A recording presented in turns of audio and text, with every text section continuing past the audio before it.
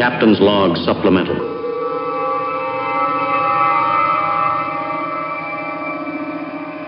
Hey Jeremy, you know those race cars you're busy building? Yeah, I do.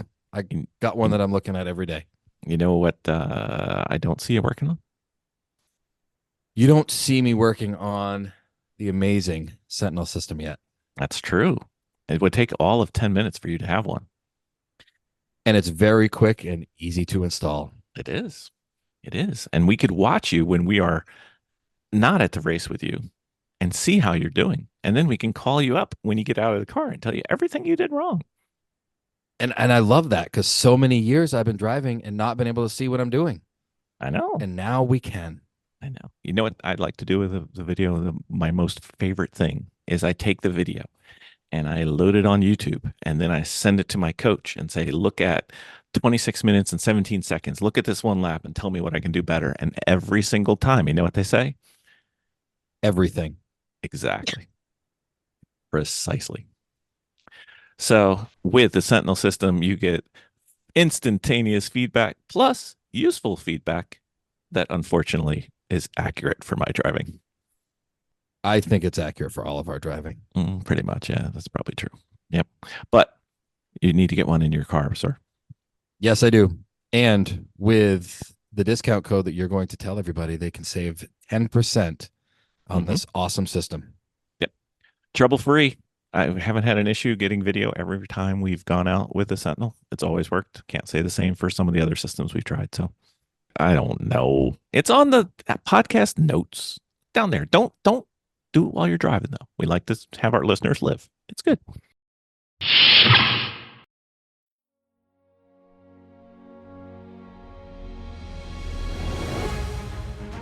From the great halls of their house, there are assembled three who hope to one day be the world's greatest driving heroes.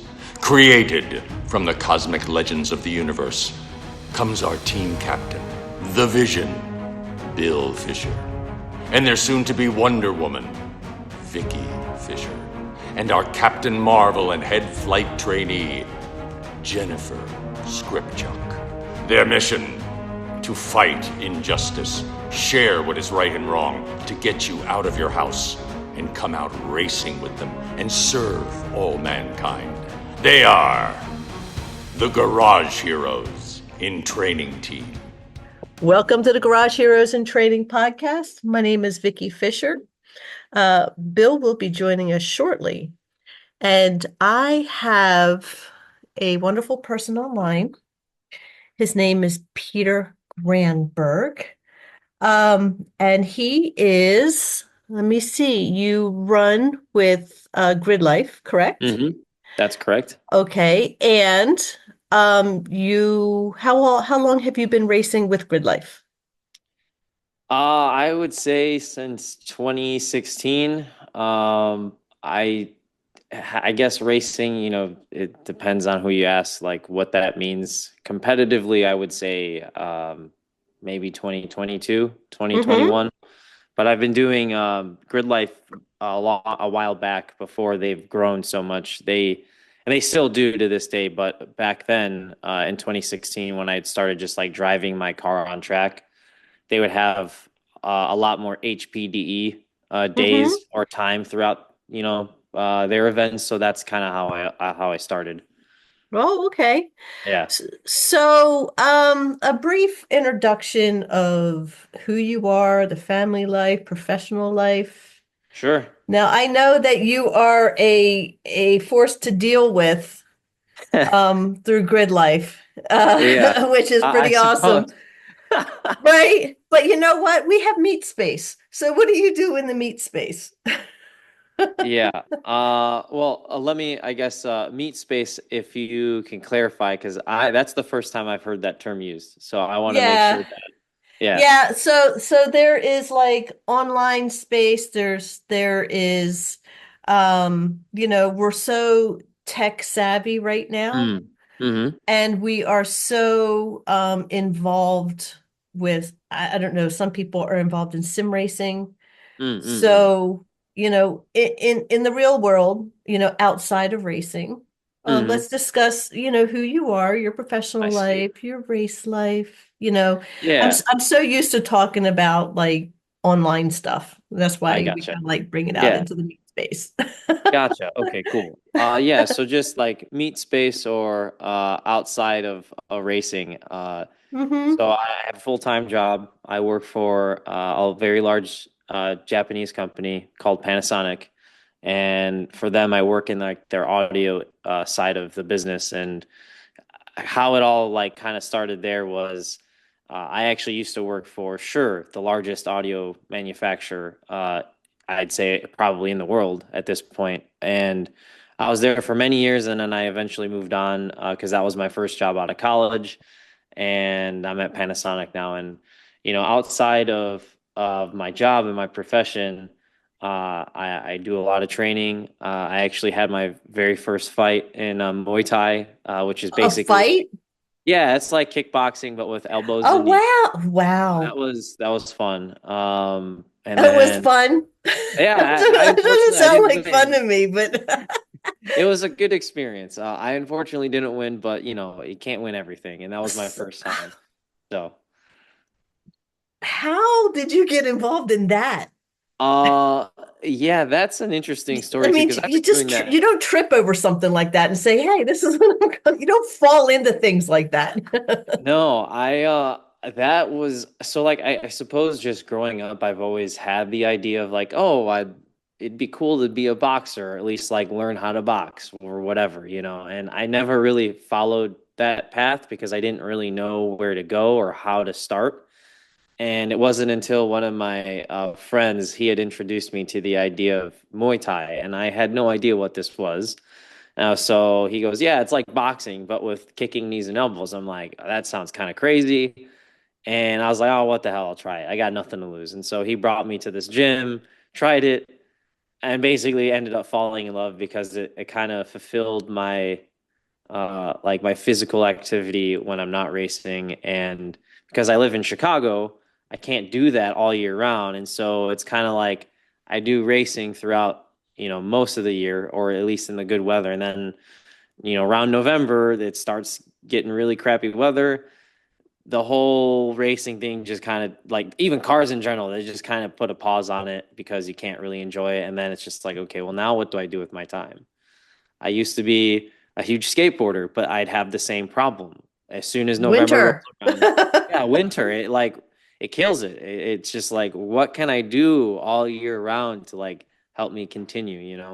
And it's like, oh, you can do snowboarding, but it's like, yeah, but then snowboarding is only like half the season, and Chicago isn't known for its No, mountains. it's really not. So, so Muay Thai was one of those things that kind of came at a very good time where it made sense. And yeah, I ended up falling in love with it, I suppose, just as much as I love racing. So it's cool. Hmm. Yeah. Oh my gosh. That's Yeah. something like I said, it's not something you really just trip No, over. not at all. And I don't know. There's something about volunteering to get punched in the face. Yeah. Just okay. So, all right. Oh, that's really funny. That I've never never come, you're the first one to ever come across with that. Oh, Yeah. that's interesting. Yeah. So, what car do you race right now? So I drive a 2014 Subaru BRZ, which I'm the original owner, and at the Wow. I didn't know and didn't really understand what I'd be getting myself into. I only bought that car for reliability. It was Right? one of those things where this was in 2014, and at the time I was still in college and I was working a full-time job, and I was like, well, I need reliable transportation.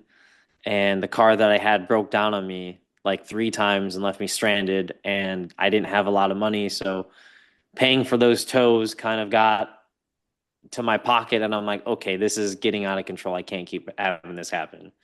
So I convinced my parents to give me a down payment that I paid them back with my new job that I got, Mm-hmm. uh, that I was driving to. And I just, yeah, that kind of turned into my daily driver. And then a couple of years later, it just kind of went down the rabbit hole until where I'm at now, Yeah. where It's got all the parts and components you can think of.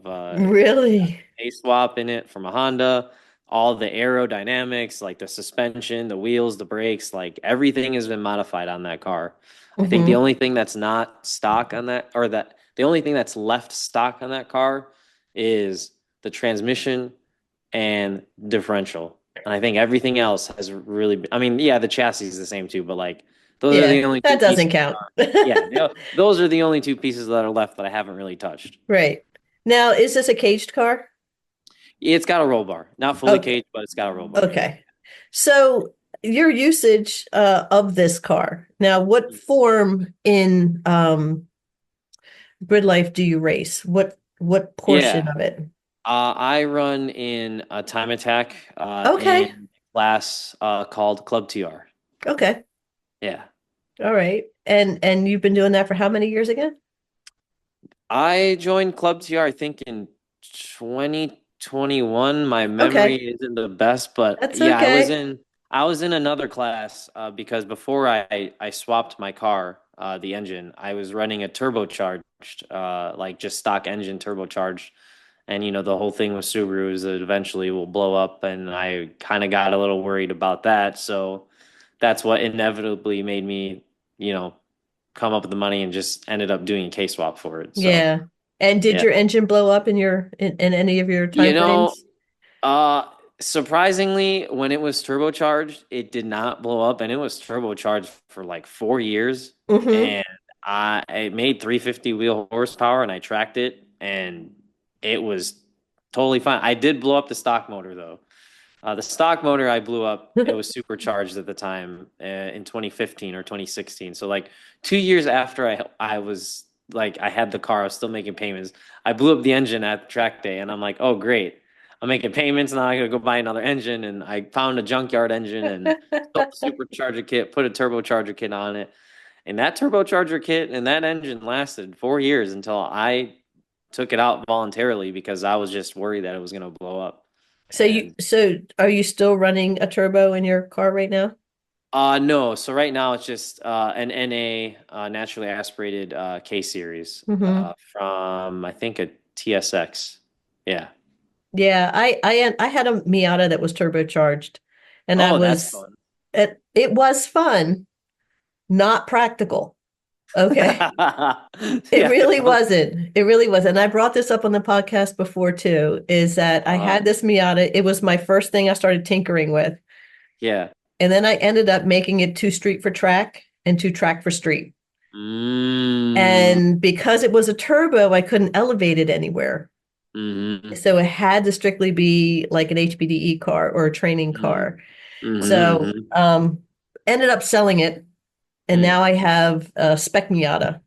Oh, So that's nice. so yeah, That's fun. I can go play with that, and I feel much more Yeah. confident with it. Yeah, it came out of Yeah. Planet Miata. So Okay. yeah, so that was pretty good. So anyway, when you decided to start getting into grid life, what made you decide, hey, this is what I want to do? Did you? Uh, it wasn't really a thing where I was like, this is what I wanted to do. It was just more of like, oh, this is something fun and I can enjoy my car in, an environment where I can push it and go fast and, and not have to worry about like the traffic in Chicago or the potholes or the police or anything like that.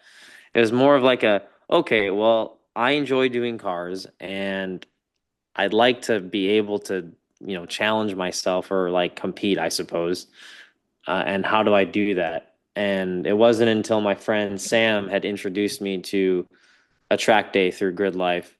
And then I just kind of, worked through the ranks of like, okay, you're a beginner, then you're intermediate, and then you're advanced in HPD. Then it's like, okay, after advanced, it's like you only get so fast, and then you're starting to deal with the same type of like traffic, right? And being a competitive person at heart, I'm like, well, I want to be better for me, not to like compete against other people. I just wanted to push myself. And so naturally, the next thing to do was I can either instruct or compete or do both. And I ended up doing both for the first year that I ended up competing in. And that was really difficult to do to manage like the students that Grid Life would give you. You'd get two or three students for the weekend. And then you would then have to compete for yourself. Like it was a lot to like balance. But when I realized, and it was only until after I K-swapped my car where I started seeing some success, I was like, I could maybe do something with this. And then I got a little more selfish and I said, all right, I won't instruct anymore. I want to really focus on me and see how far I can push this. Mm-hmm. And I'm sure we'll get to it eventually. And you actually already had my good friend Evan on here, and Mm-hmm. we got really close. And I got Yeah. as close as 0.003. Ah, So point 0.003, zero zero 0.003 three. seconds. Yeah. Now, is that for like So, a season finisher? Because I'm not really sure how time attack works yeah. overall. So, and maybe you can explain this out for everybody. Mhm. Time attack, and we may have brought this up before, but time attack, does it go like per race or is it Mhm. accumulative through the season? So it's interesting how GridLife does it because they've introduced a new uh I guess competitive nature aspect to it. Because like in traditional time attack, you go into the weekend and the fastest time wins in your class. And that's usually how it goes, right? And then with the grid, when you apply the grid life rules is in traditional time attack, if you win 4 races, uh, winning a race, you get 25 points, and a perfect score is 100 points. Right. You can go over a perfect score if you break a record and like the class timing record. So, like for example, if I beat the overall track record for the class, I get an extra point. So if I finish first and beat the track record, I get 26 points. So in theory, you could have 104 points for the season. Mm-hmm. Now, the thing that GridLife had introduced, I think it was last year, where uh, even if you have the fastest time of the weekend, some events are different in the sense where they call it a festival event. So the traditional time attack format changes from the fastest lap time of the weekend to qualifying to make it to a podium sprint. And the fastest time of the podium sprint wins the entire event.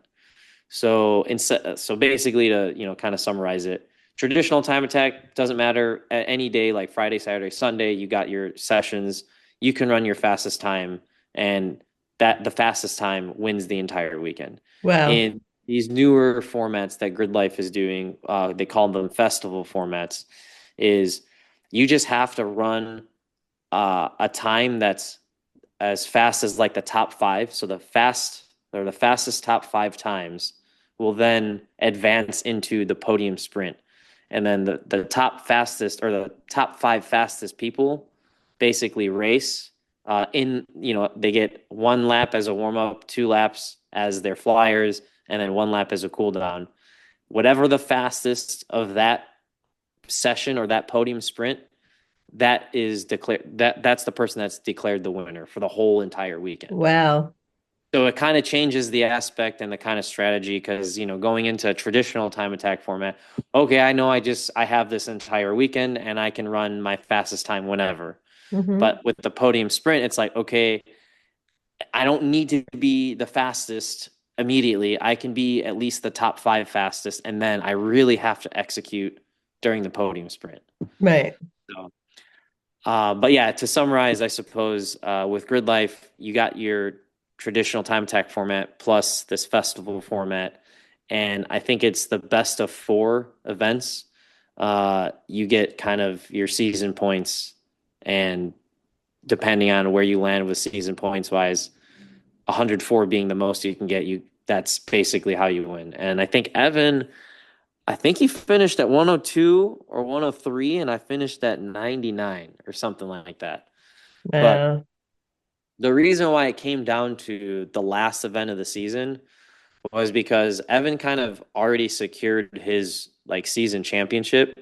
But he kind of, I guess, claimed it so early that there was still potential for somebody else to go to the events that he wasn't at to potentially win. So that's kind of what ended up happening in my case. All the events that Evan was at, that I was at, he he beat me. And all the events that I went to that he wasn't at, I ended up winning. Uh, and it just came down to the very last event because if he didn't show up, I would have ended up winning that event, breaking the record, and then taking the season championship. So Wow. it was one of those, yeah, it was one of those things where he thought he had it pretty secure. I thought he had it too, in all honesty, but it was just one of those things. I was like, well, the team that I work with, or at least my coach, uh, Scott Robertson at Robertson Racing, he kind of did the math for me. He goes, well, if you win this race, break the record, win this race, break the record, win this race, break the record, and win this race, you could win it. And I'm just like, I, I'm not going to win 4 races in a row and beat a record every time I go out. Like, that's just kind of crazy, you know? So, And how hard can it be? Right. exactly. So that was a good rundown. And you and Evan, how long have you known Evan? I've only known Evan for a couple of years, and I've gotten to know him more over the course of the years that we were competing. And he's actually a super nice guy, really, really smart and knowledgeable when it comes to like just cars in general. And like I'd even go to him for help, just asking about like general Honda questions because like I'm not a Honda guy at heart. I've always just had a Subaru, and I've dealt with Subaru things. So if I got questions about Honda stuff, I'll actually end up asking him sometimes and he'd be able to give me some insight. But the more that we had talked with one another, it turns out that we were also both skateboarders at a certain time in our lives. So that was kind of funny that, we have those similarities there too. Oh, geez. So, have you done training just outside of GridLife? Have you attended your HPDEs or just kind of I fell into GridLife and that was your starting point? I did do some HPDs through SCCA, but not as much as I did with GridLife. And then I also did like some SCCA autocross stuff. But it wasn't very, I guess, what's the word I'm looking for? Diverse. It was kind of like, okay, I did autocross and then I kind of moved on from that. And then I did one or two SCCA kind of HPDs. And then that's when my friend had introduced me to GridLife. And ever since then, I've just been, okay, let's do the GridLife thing. So, what is it that you enjoy most about GridLife? What is the vibe that keeps pulling you in? I think it's honestly it's the people. The people there are all very nice, and a lot of my friends that I have now I've met through GridLife. It's kind of funny and it's funny and it's unfortunate at the same time because I live in Chicago, and while there are some GridLife people here, a lot of my friends are actually from Michigan because a lot of like on the earlier days of GridLife, they would host most of their events at Gingerman Raceway. So in those early days, that's kind of where I had, I guess established my roots, so to speak, and I had met people through there and then it just ended up being, oh, well, we live in Michigan and I live in Chicago, so it's just kind of like, that sucks. But it's all good. But yeah, the people, and I think the other interesting thing is too, is just like the cars that Grid Life brings. I mean, and that has also kind of developed over time where it's very much a mix now, but back then in the earlier days in like 2015, 2016, when I used to attend, it was just like you could bring your Honda Civic, your Mazda Miata, like your really inexpensive car that drive to work every day, maybe your BRZ, 350Z, whatever. It wasn't anything fancy, and you could just run it for a pretty, I don't know, like pretty cost effective price.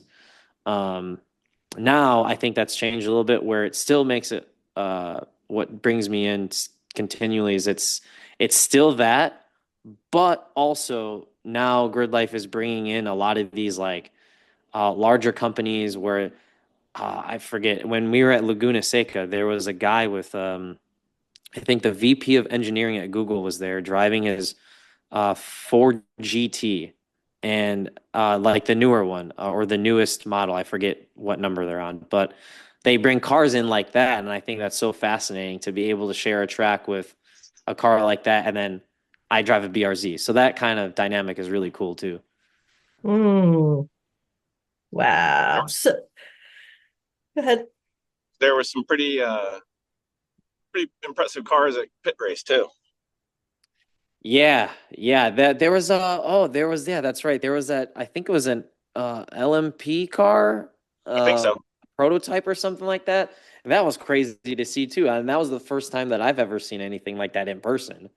So I think GridLife is really good at really bringing people in terms of like all ranges, like from your very expensive things to your very inexpensive things or cars. And again, the people is honestly, I think, what makes it. A lot of my friends, like I've said, I've made from GridLife, and I'm super thankful for that. Hmm.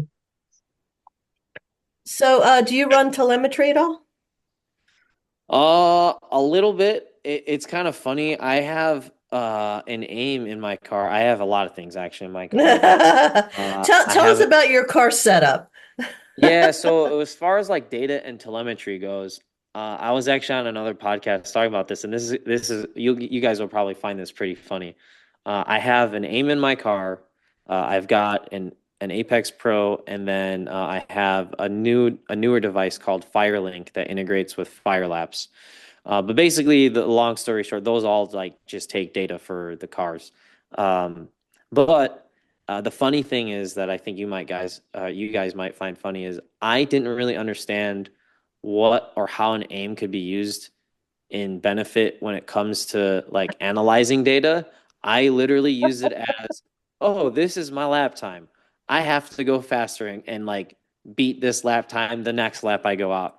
I didn't understand that I could actually take the data out of it, put it in a computer, and like graph the stuff all out. Wow. And that was part, and I've been doing that for like not knowing that, I'd say for a long time, like more than a few years. And If that's until somebody said like, "Hey, you could do exactly. this." What Yeah. the? Yeah. And then honestly speaking, I think, Scott from Robertson Racing, my coach, he kind of enabled me a lot this season. And that was the first season I worked with him. And I'd like to just give him a shout and say thanks, because if it wasn't for him, I wouldn't have done any of the data stuff. He showed me how to look at all that stuff. He'd walk me through it. We'd do video and all of that. So when it comes to telemetry, basically anything that the aim could take. So, G's, acceleration, deceleration, nothing, I guess, there's not really anything connected to the car. It's just whatever the aim, whatever the Apex Pro could, and whatever the Firelink device uh, can record, I guess, but nothing Hmm. actually directly connected to the car with like brake pressure or like throttle position or anything like that. It's just all based off of external things about the car. You might Wow. want to look at the dongle for the Apex Pro. You might get some of that data easily from that. Oh, that's right. Yeah, yeah, yeah. Just Wow. depends on the car sometimes. Mm-hmm. So, So go ahead, Bill. we have already heard you're committing. We've already heard you're committing adultery because we listened to the track walking podcast, which I think was the one you were talking about. Yeah, yeah, Which yeah. That's right. which you have Scott there, so it's kind of tricky to get into it with your coach there. So we're going to be working with Scott next year. We have told him we have a Nice. plan. He's not allowed to talk to us until well after the wedding, so we're getting close to that. I'm going to poke Oh, in and say, okay. hey, but Okay. Cool. So what do you think about? I believe this is your first time working with a coach. What do you think the coaching, not necessarily Scott, but the coaching gave you that you were missing? Oh my gosh. I'm gonna say this for everybody who's listening right now. You might think you're a great driver, but you don't realize how much more you're missing until you work with the coach. I what Scott did for me, and I know you mentioned like just coaching in general, but since I work with Scott, I'll use him as an example. What Yep. Scott did for me was so helpful, because there were things that he was correcting right away from the very start, just by reviewing video and how I'd be driving. And I mentioned this on the other podcast, but for example, for people who don't listen to that one and will listen to this one, basically That like that the is the zero people, by the way. But, yeah, yeah. The the story is the very first time that I worked with Scott, he reviewed my video and basically was like, you're turning too much and you're providing too much throttle, like kind of causing the car to drift. Uh, and he asked me, I'm like, are you doing that on purpose? I'm like, yeah, because I'm trying to get the car to rotate. And he goes, okay, that's the first thing we need to fix. And once we fixed that, it was just kind of like a snowball effect where we would fix this thing about my driving, that thing about my driving, until we got to like a good baseline of like, okay, your driving is pretty solid. Now we can actually go into the details about the track specific things and like focus on your certain lines. Like, I don't know, having a coach, I guess I was just ignorant to the fact like A, the data existed and I didn't know that that was a thing. But B, I think having just an outside person looking in is like it's game changing, honestly speaking. And I would never would have like looked at any of these things if it wasn't for a coach. So yeah, I'll say this louder for the people in the back who don't have a driving coach and they're trying to be competitive as they possibly can, or if they just want to learn new things and they're feeling stuck, 100% reach out to a coach, and you will be so shocked on how much you could learn. Right? And quickly.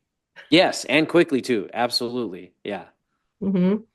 This is a tough sport to be an independent contractor trying to do Yes. car prep, car driving, car Yes. review, telemetry review, Mhm. and then occasionally, I don't know if you've ever had this problem. Occasionally, the car doesn't work exactly right. You have to No. fix. It's happened to us like once. I think one time way back. Yeah, I don't Way know what back. you're talking about. My car's pretty Yeah, perfect. Never had any yeah, issues. I'm not sure. yeah. 100%. The worst part about racing is race cars, but the best part Yeah. is race cars. So yeah, there's that. Yeah. So let's talk about that race that was in a point something something something seconds of Evan. Tell us what Yeah. happened. I want Yeah. details of that race. Yeah. So, like going into that race, I guess I'll start there. Now, hold on, was this the last race of the season? This was the last race of the season. Oh, And that was a gut punch, wasn't it? it came down to the very last race of the season. Um, so really I knew that they were holding a test and tune or a test day before the competition day that I couldn't make it just because I couldn't take off of work. Um, so I knew I was going to be at a disadvantage, and like as much as I possibly could, I tried to use my sim that I have at home. It's just like the Logitech Pro series with the direct drive wheel and what's it called? The fancy pedals, whatever. But I have that with like my PC connected. They have a track and a set of Corsa that's pit race. That's very, very like pretty perfect, spot on, and I'm able to like customize and modify the car that I drive to make it as close as I possibly can to the real life car. And I maybe did, a couple hundred miles of just driving that track in the sim, and I'm like, okay, that's all I got. I hope for the best, and I showed up. Evan had already done the test day, and he was telling me his times. I'm like, damn, that's already really fast, and I was like, well, we'll see how it goes. The very first session, the first day of the competition, I think uh, I had did like a 155 and he had already done a 154 point something or maybe a 153. And it's been a while, so the numbers aren't exactly correct, but it was something that close. And people were saying, "Oh, you did a 155. I mean, you've never been here before. Like, that's really fast." And I'm thinking in my head, I'm like, well, it's not fast enough because I'm already being beat. So I kind of already had some pressure from that standpoint, but people were trying to reassure me that like, okay, 155 is already really fast for this track, especially if you've never been there. And there's always more room for improvement if that's the first time I was out. So that was the first session. And then the second session went by. I think I went a little faster, but not fast enough. And then I don't really remember the last session of that day, or it was Friday, and then Saturday morning was the lap to do it, and I'll get to why after this part. But I remember specifically it was the last turn, or not the last turn, the second to last turn, turn 17, where it's basically you're like flying into this super hard braking zone after like a really quick right-handed kink. And I could never get that portion right. But on the lap that I had Evan beat, I blew turn 17, and my fastest time was that time that was 0.003 seconds slower than his fastest time. So if I hadn't blown turn 17, I think I possibly would have been able to beat him. But I know Evan had a faster lap time too. So there's that. But as the day progressed on Saturday, I couldn't go any faster, just due to the conditions of the track. And then Sunday, I was like constantly just looking at my phone, checking the weather because it was supposed to rain. Oh, And I geez. woke up and I was like, oh my God, it's not going to rain. And like you can see in the distance, like the clouds were there and like there was some lightning, but it's very clear on the radar that it wasn't going to hit us. And then I actually went over to Evan's paddock area because I think he had a small accident on track, and I was just checking in on him the day before because I was seeing if he was still going to go out or whatever. And he was like having some problem with his alternator, I think, charging the battery and couldn't get his car to start. And as I was walking away after finishing that conversation, it just downpoured. Like just like Wow. crazy rain. And I'm just like, you've got to be kidding me. I was about to go out and I was gonna do this. And then the rain Yeah, it just ruined your day. it just came down. I'm like, well, that's it. Like that was the end of the season, And I still went out and I drove in the rain because that's also a really valuable thing to do is you learn so much driving in the rain, like an incredible amount. And like, I get it. People are scared to drive in the rain, but like, as long as you're as responsible as you can be, like, I think it's pretty safe. And you learn a lot driving in the rain that you don't learn in the dry. Well, Wow. if it makes you feel better, having done probably over 1,000 laps at pit race, Mm-hmm. you are far from the first person to ever blow turn 17. I mean, Yeah, because I'm pretty sure Evan was when I was talking to him, he was telling me the same thing that he had issues with turn 17. it's like every time I leave 17, I'm like, yeah, yep, that wasn't it. Right. That was not it. Nope, Yeah. that wasn't it either. Yeah, And it just sucks that too and because turn one, you're yeah, always exactly. It sets you up for the next lap, and if you don't get it right, then it's kind of like you screwed up your next lap. And so it's just like, Well, Hmm. the good news is you get to think about it the entire length of the front straightaway, so that always helps. Yeah. Hmm. So So go ahead, Bill. You have something to say? I was just gonna say that Vicki has had a coach one time when we went and were smart enough to do it. And unlike you, we didn't do it for the entire season. We just did it for one event. And I think she would second your opinion that the difference between figuring it out on your own and having somebody else there just to either talk you off the ledge or push you a little bit is Hmm. pretty huge. Yeah, I think also I guess this is maybe my perspective, and perhaps you guys might share it or your listeners might share the same perspective. For me, also having a coach helps me like stay accountable. Where sometimes if I don't have a coach, I might get lazy and just like, oh, like the tire pressures aren't that big of a deal. I'll just go out and drive faster and like make up excuses. But it's like I'm working with Scott, and obviously like his services aren't free. So like it's one of those things I have to hold myself accountable to make sure that I'm not being lazy or I'm listening and I'm being attentive and I'm making sure that I understand what Scott's trying to train me or teach me on to drive better. So not only from the perspective of, oh, he's enabling me to see certain things from a different perspective, but also too, it's like an added pressure on myself to say, okay, I have to be paying attention. Otherwise I'm wasting my time. I'm wasting his time, and I shouldn't be doing this in the first place type of thing. So being held accountable, I think it also helps for me drive faster and having a coach in that sense too. Wow. You're more committed. Yeah, totally. Hmm. So, let me see. Uh,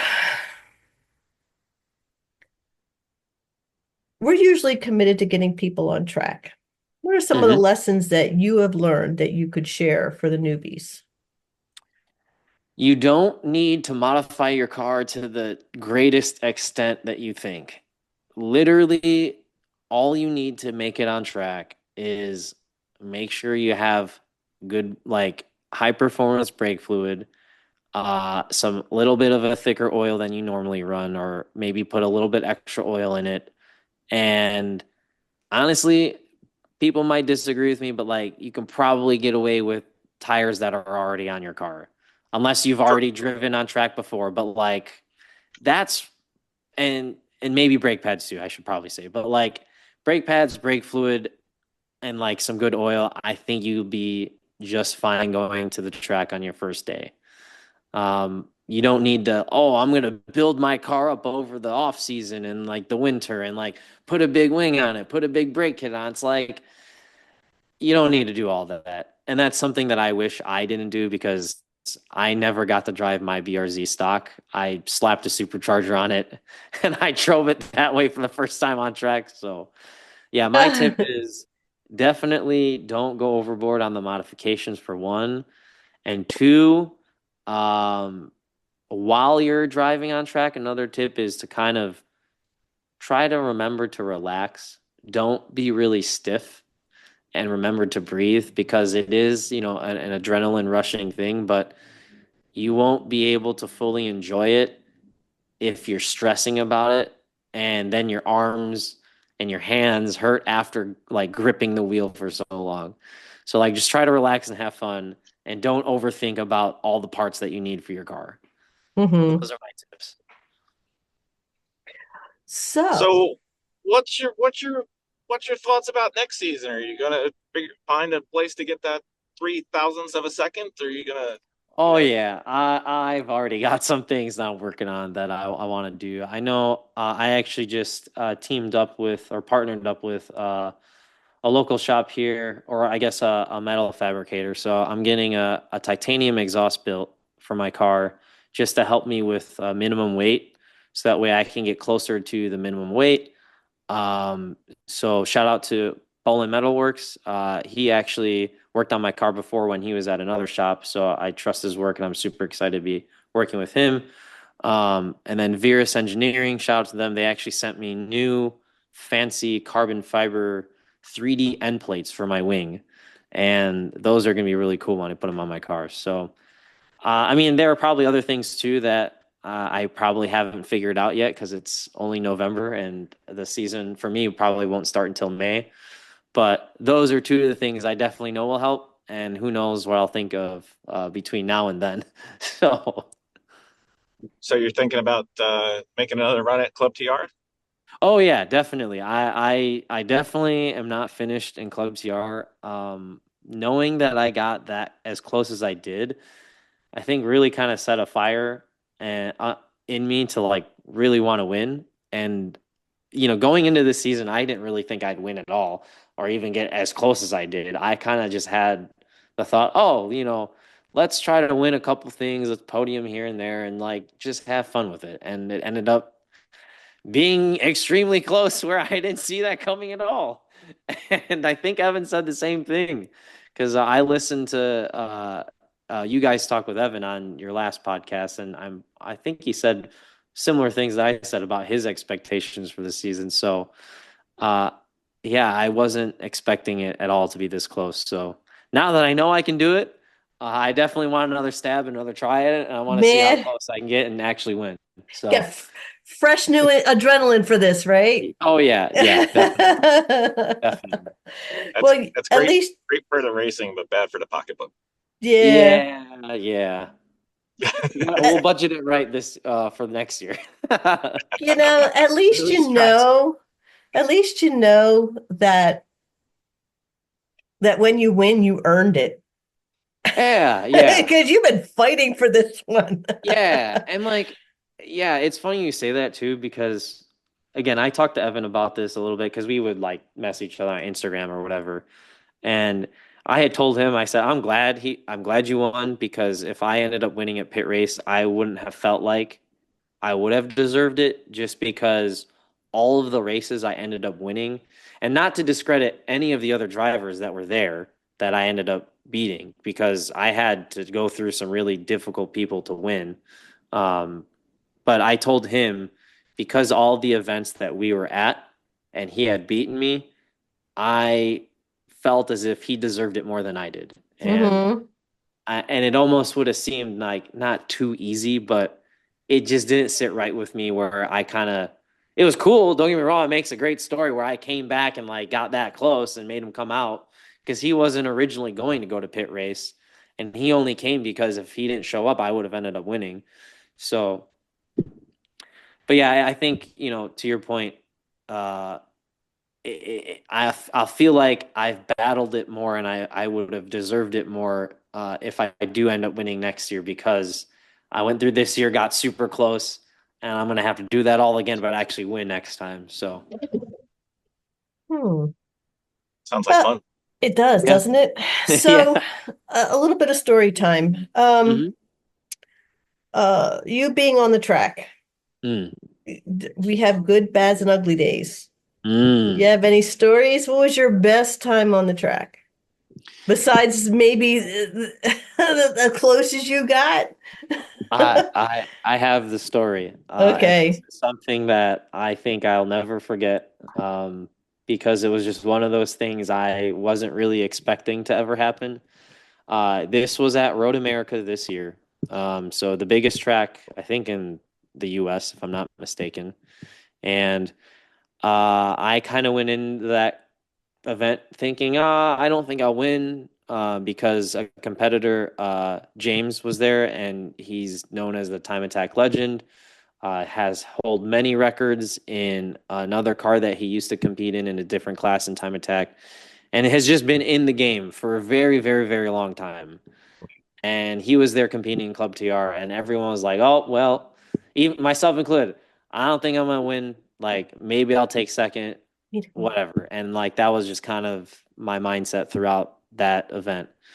Um, and with the whole drivetrain loss of front wheel drive cars tend to be faster than rear wheel drive cars when it comes to the swap. James was running, just an eighth gen Civic Si from Canada. So it's not a Civic, it's something else. A CSX, I think. And he had it K swapped, K24, same engine that I was running. But because I'm rear wheel drive, there's a little bit more drivetrain loss just due to the drive shaft, so on and so forth. So I was already at like a disadvantage, plus him being an amazing driver.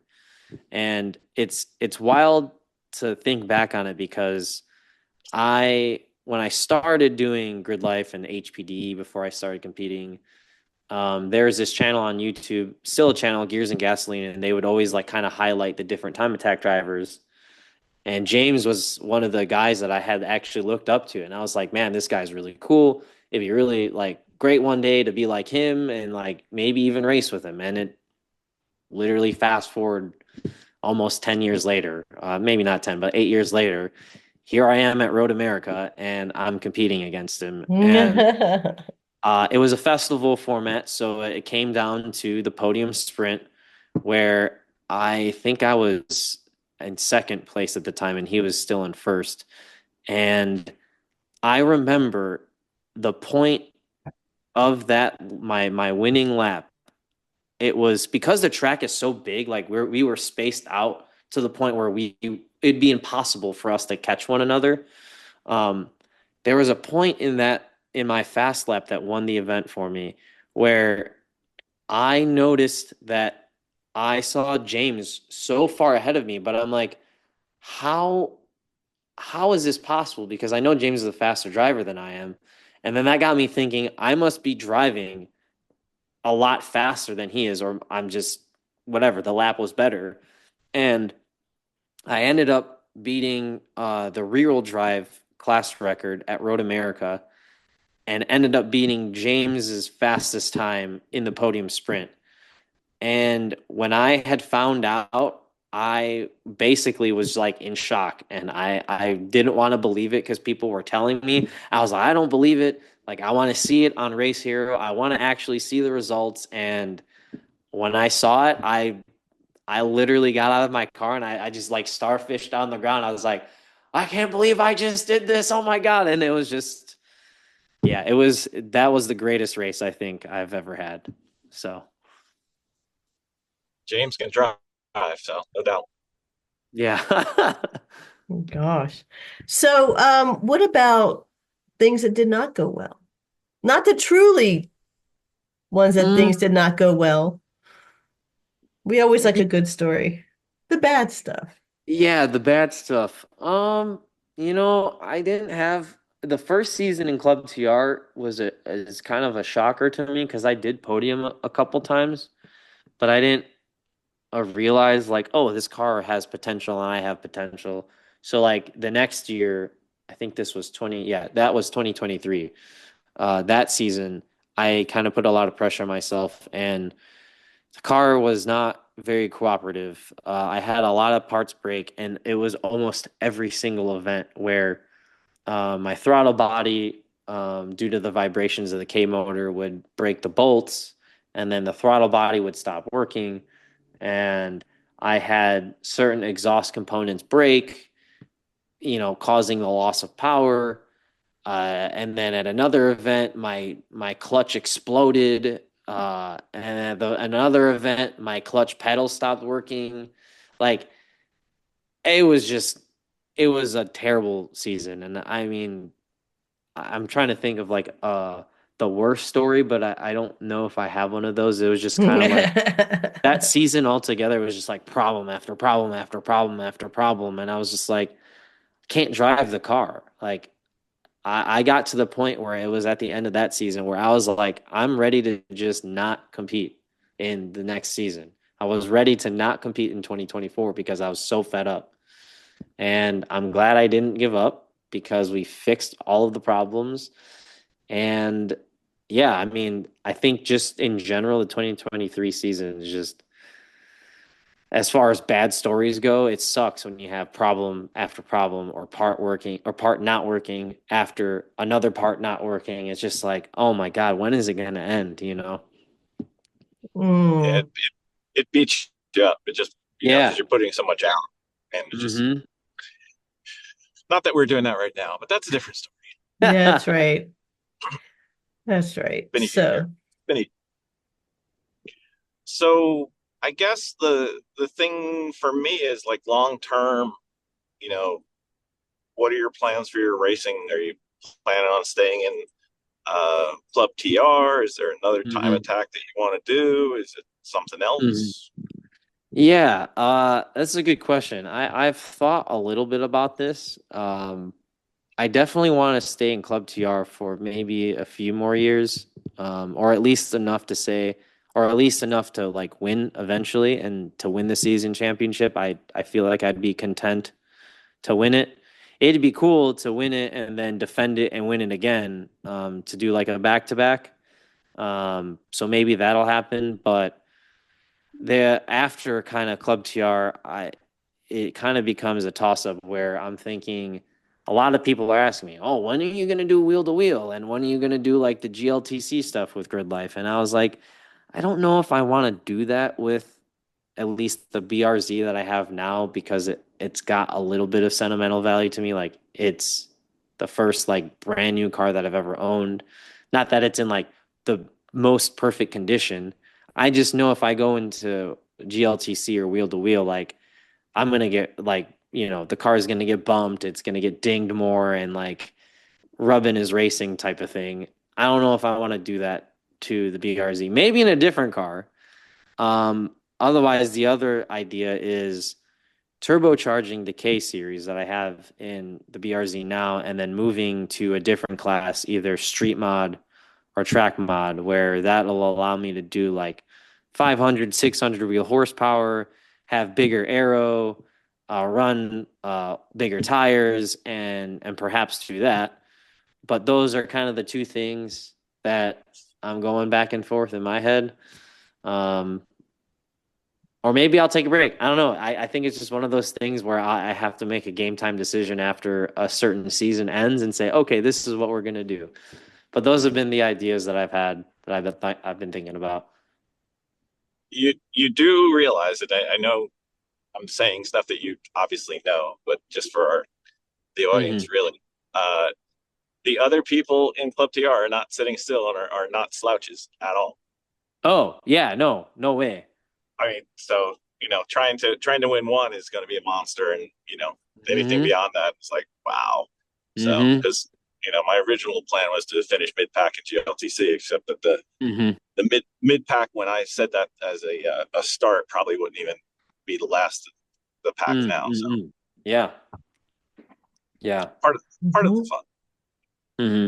Yeah, and I suppose, the earlier question that was asked, what keeps me coming to grid life is, the not only just the people in the cars, but like the competition too. Like it's insane on how close the competition is in some of these classes, and I think it really helps push people to the absolute limit where, I was sitting 0.003 seconds away from Evan. And then in I think Sunday Cup got really, really close too. Like it's insane how close these drivers are in terms of time and in different types of cars too. Like Evan's car is a totally different car than what I drive. And I think that's another reason why Grid Life draws me in. It's like you have a rule book, but it's not like a million pages long. You can kind of interpret it and make sure that you're within the rules, but in a totally different car. So like Evan drives an Integra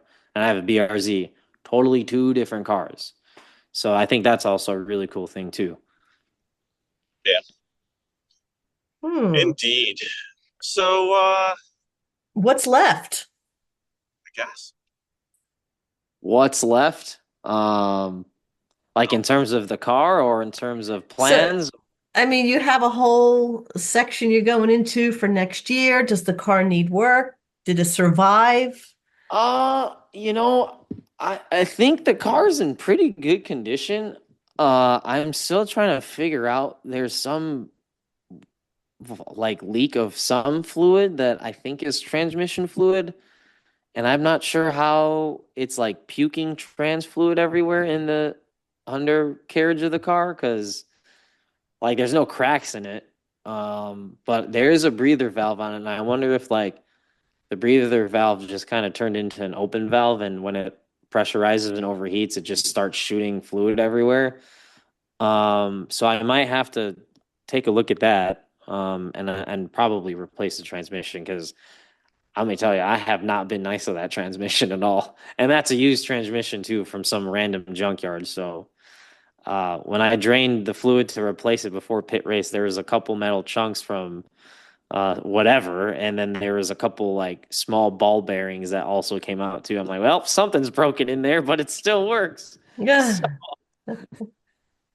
We always at the racetrack while we're at the because we do endurance racing. So once you start, you never want to stop, and we just yeah, refer to it as ex- victory gel that's leaking. It's fine. It's victory gel. yeah, It's exactly.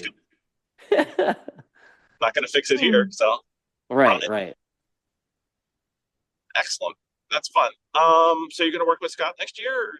Oh yeah, 100%. Unless Scott doesn't like me, but I don't think that's the case. I'd love to work with Scott again, and I think we've already talked about that. I think we will continue working together because you know his help has been monumental in not just my success, but our success as a team. It's not Yeah. just me, but like all the other partners that I have, including Scott. It's like he's been so monumental because like he's changed the way I drive. He's been able to help me, analyze the data, make changes where I need to make changes, not just with my driving, but with like the chassis setup or the suspension. Like I can't thank him enough, honestly speaking. It's awesome. I think the odds on Scott not putting up with you again next season are very low. He still talks to me and takes my text messages all the time. It's good. Yeah. I think you're That's much good higher to on the hear. totem pole than me, so you're fine. So That's I good to guess hear. before we play with a little bit with our Fast and Furious Storytime questions, I had one more thing. Yeah. What's your biggest aha moment from this year? I mean, I know you had the semi drift approach to Mm, going mm, around a mm. track fast, but I was wondering if that Hmm. was the biggest thing that you came up with, or if there's something else that you're like, I would have known this. Mm. Well, I think the biggest aha moment for me was I think winning the race at Road America. And it was the aha moment, not in terms of like the way I drive, but in terms of like a mental shift where it turned into, oh, it'd be nice to win here and there, turning into, oh, I could actually be really competitive and win. And I think there was some type of lack of self-confidence in that aspect where I Mm-hmm. didn't think I was fast enough to win the whole thing. But I think after winning Road America, that was when the light bulb went off, and I was like, oh, this is actually doable. The order was super tall to like win all the events going up to pit race, which I somehow did. I still don't know, but I did. Um, and yeah, I think that was the kind of the push that I needed from a confidence perspective, knowing now that okay, this is doable. You just gotta, execute and believe in yourself. And I think not that I didn't believe in myself before, it was just kind of like wasn't as serious. Like I would try, but I wasn't like I would, I guess, discount myself from the early like get go, and now it's changed to where it's like, no, I can do this. I just have to execute, and I have to be confident in my skills and my driving in the car and the team that's behind me. Yeah, the aha moment was winning Road America, and that's kind of what changed my mental mindset, I guess. Yeah, kind of broke your potential for imposter Yeah, syndrome type stuff. Yeah, yeah, yeah. yeah. We're still waiting for that. We'll get there. It's all right. It's Yeah, fine. that's right. It takes time. It takes time. And seriously, for the listeners, like success does not happen overnight. It certainly will not happen overnight unless, you're winning the lotto or something. But like seriously, like don't beat yourself up for not being successful. Like I've had this car, the BRZ, for many, many years, almost 10 years now, and it's always a constant improvement. So if that's one thing that I could at least share on the other things, it all takes time, and don't rush it because you will overlook things very easily and make even bigger mistakes if you're rushing things. Take your time, do it the right way, and as long as you put your best foot forward and you're always trying your best, I think success will eventually come. That's Yeah, really good advice.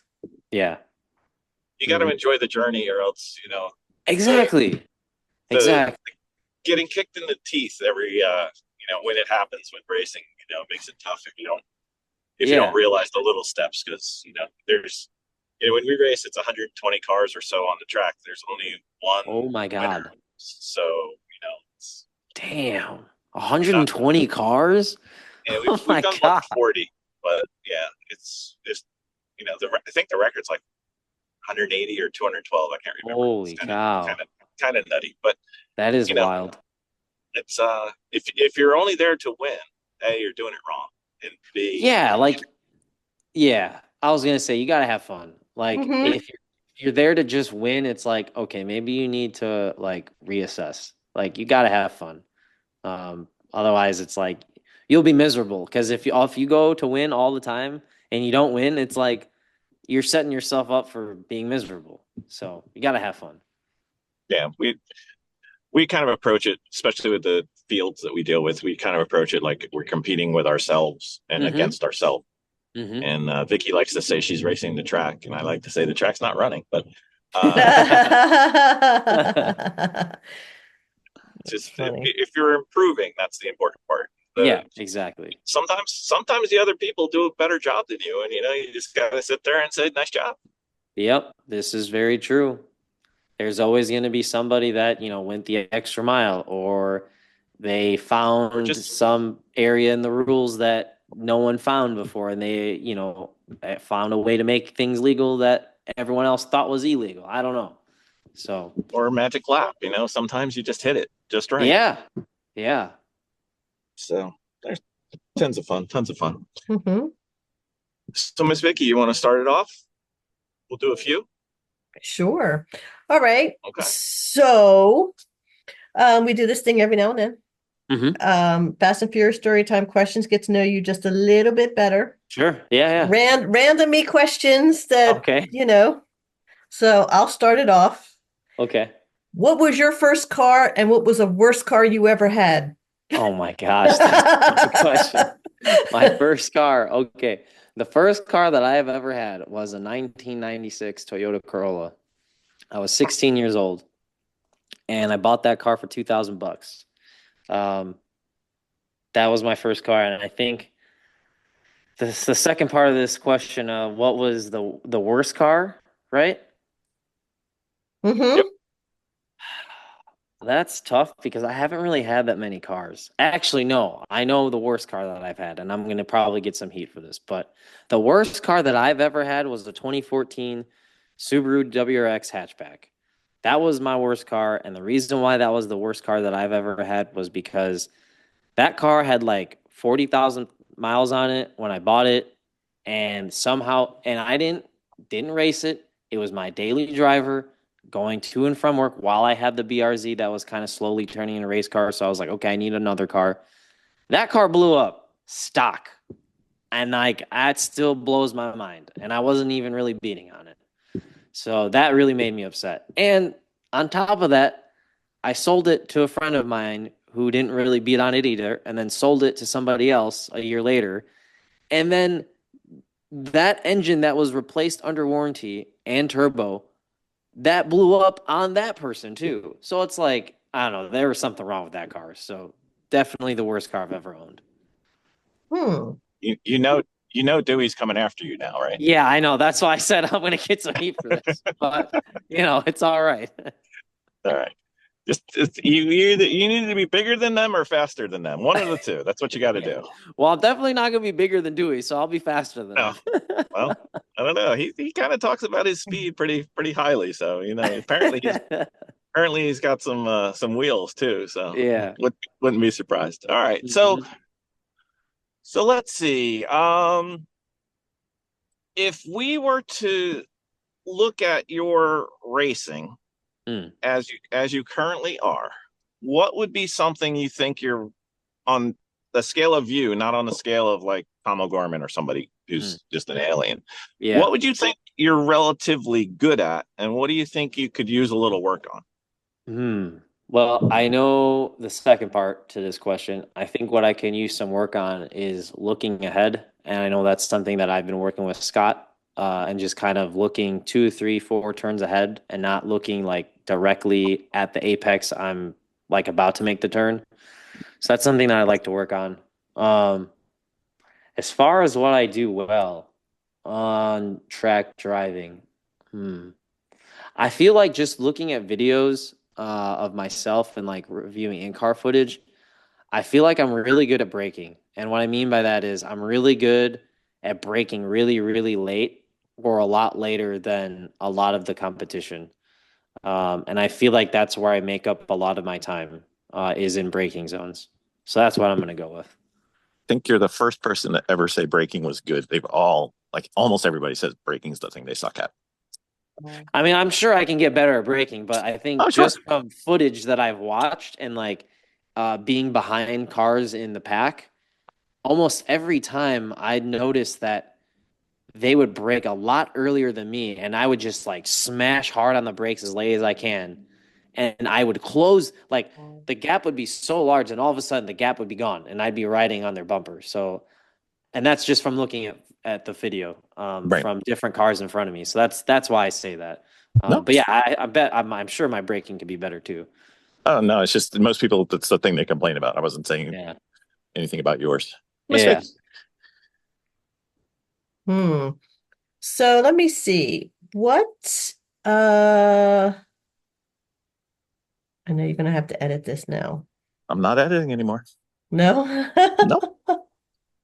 You have the list in front of you. I'm working from memory. You don't I know. have an excuse. What is the one thing that no one knows about you that would surprise them?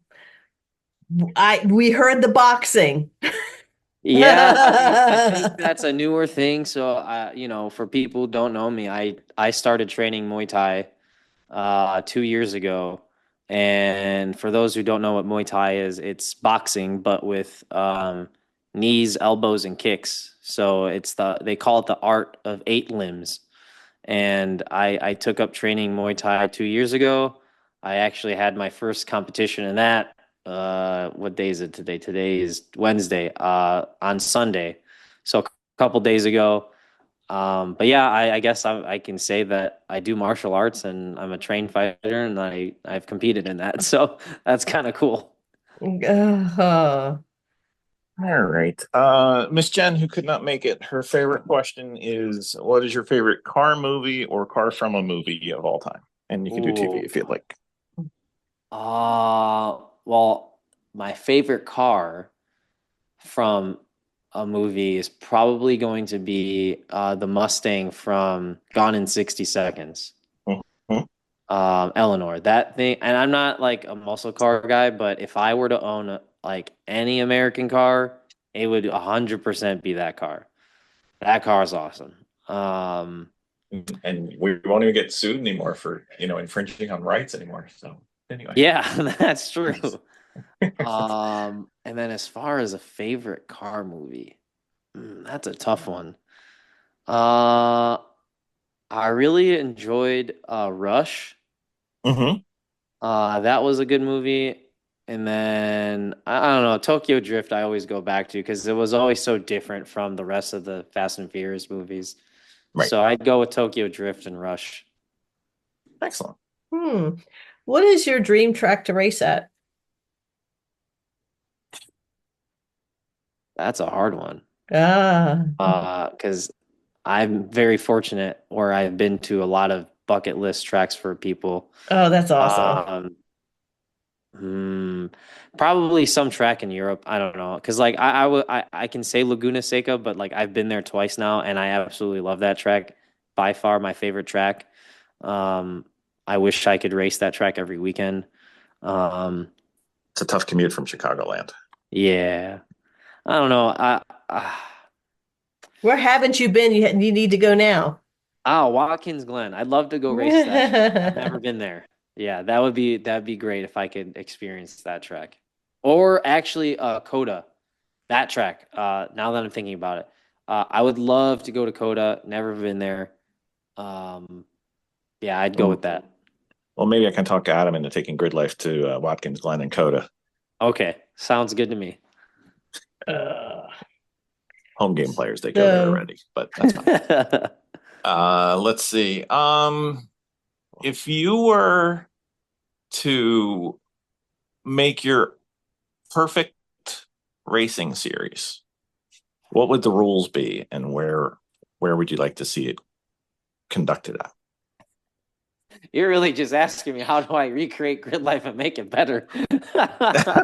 That's fine. Adam did a good job. We're not complaining. Yeah. mhm. Damn. You can lobby for new rules in Club TR this way subtly. I mean, Yeah. Yeah. Actually, you just gave me an idea. I would love to see NOS being legal. I think that would be so fun if we could legalize that in our class. So, because NOS is not legal in Club TR. So I don't know if I can like prescribe what a perfect racing series could be because I'm pretty happy with how Grid Life is, and I don't know if I'd change a ton to make it different. But if there was one thing, I would love just to like induce like more fun factor and more drama, allow us to use NOS. That would be awesome. I'm not sure about fun, but I know drama would be included there.